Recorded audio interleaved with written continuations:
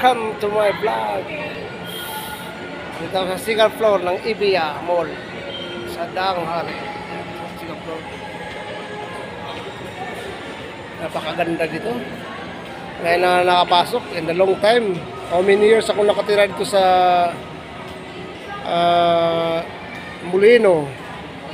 Hindi na ako never akong nakapasok dito. Puro lang daan-daan. Nag-work sa Alabang, dumadaan lang ako dito parati.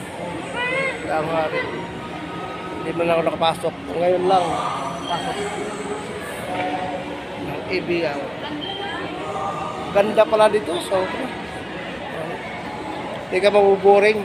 Gano'n dito ako sa loob kasi ang daming mga magagandang makikita.